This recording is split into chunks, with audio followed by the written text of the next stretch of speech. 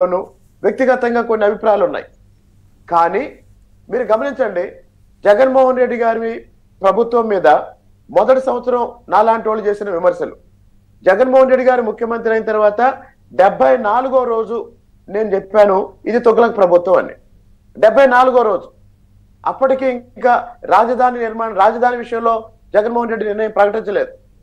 కానీ 2వ సంవత్సరం, 3వ సంవత్సరం, 4వ సంవత్సరం, ఇది 5వ సంవత్సరం. మరి 5 సంవత్సరాలు జగన్మోహన్ రెడ్డి పాలనా వైఫల్యాలు పెరుగుతూ పోయాయి కాబట్టి, కానీ ఆయన ఎక్కడా సమీక్షించుకొని మార్చుకోలేదు. 5 సంవత్సరాల్లో ఆర్థిక విధ్వంసం పెరుగుతూ పోయింది కానీ ఆయన ఎక్కడా సమీక్షించుకొని మార్చుకోలేదు. కాబట్టి ఈ ఎన్నికల్లో, రాబోయే ఎన్నికల్లో ఆంధ్రప్రదేశ్ ఉనికిని కాపాడుకోవటం కోసం, ఆంధ్రప్రదేశ్ భవిష్యత్తుని కాపాడుకోవటం కోసం మీరు గమనించండి, జగన్మోహన్ రెడ్డి గారు ఇప్పుడు ఒకసారి ముఖ్యమంత్రి అయ్యారు.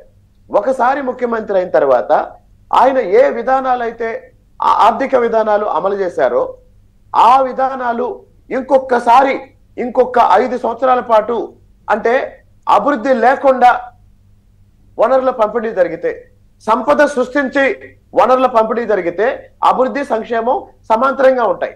సంపద సృష్టించకుండా కేవలం ఉన్న సంపదని అమ్మేసి సెక్రటేరియట్ తాకట్టు పెట్టి, లేదా విశాఖపట్నంలో ప్రతి ప్రభుత్వ కార్యాలయాన్ని తాకట్టు పెట్టి, అంటే ఒక తాగుబోతు ఎలా అయితే ఆస్తులు అమ్మి కుటుంబానికి కనీస అవసరాలు సమకూరుస్తాడో, ఈరోజు జగన్మోహన్ రెడ్డి ఒక బాధ్యతారహితమైన తండ్రిలాగా, కుటుంబ పెద్దలాగా మొత్తం కుటుంబానికి సంబంధించిన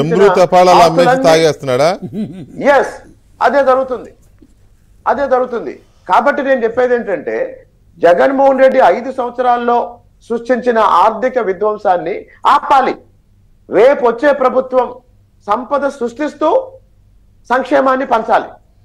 మీరు చెప్పిన దాన్ని బట్టి, అంటే మీరు రాజ్యాంగాన్ని బాగా ఎక్కువ స్టడీ చేస్తూ ఉంటారు కాబట్టి కాస్త చెప్పే తీరు కూడా విడిగా ఉంటుంది కాబట్టి, మీరు చెప్పిన దాన్ని నాకు అర్థమైంది ఏంటంటే, స్వేచ్ఛ లేని సమాజం అది ఉన్నా లేనట్లెక్కే. కాబట్టి ఆ స్వేచ్ఛతో కూడిన సమాజం ఉనికిని కాపాడుకోవడం, స్వేచ్ఛ ఉనికిని కాపాడుకోవడం మీ ముగ్గురు లక్ష్యం, అంతేనా? ఒక్క చెప్తానండి. జగన్మోహన్ రెడ్డి గారి పరిపాలిస్తే పేదరికం పెరుగుతుంది, ఉన్న సంపద హరించుకుపోతుంది, భవిష్యత్తులో ఎట్లాంటి సంపద సృష్టి జరగదు.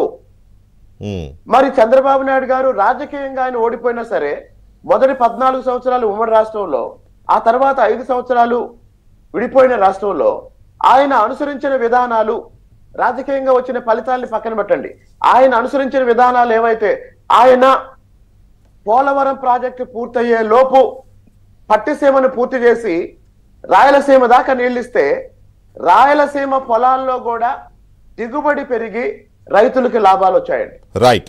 అంటే ఆయన విధానాలు సంపదను సృష్టించాయి, జగన్మోహన్ రెడ్డి గారి విధానాలు సంపదను ధ్వంసం చేశాయి. కాబట్టి ఈ రోజు ఆంధ్రప్రదేశ్ సమాజంలో ఎస్సీ, ఎస్టీ, బీసీ మైనారిటీలు పేదరికం నుంచి బయటపడి జీవన ప్రమాణ స్థాయి పెరగాలి అంటే, రాజకీయాలకు అతీతంగా చంద్రబాబు నాయుడు గారు ముఖ్యమంత్రిగా పనిచేసే ఒక ప్రభుత్వాన్ని ఎన్నుకోవాల్సిన చారిత్రక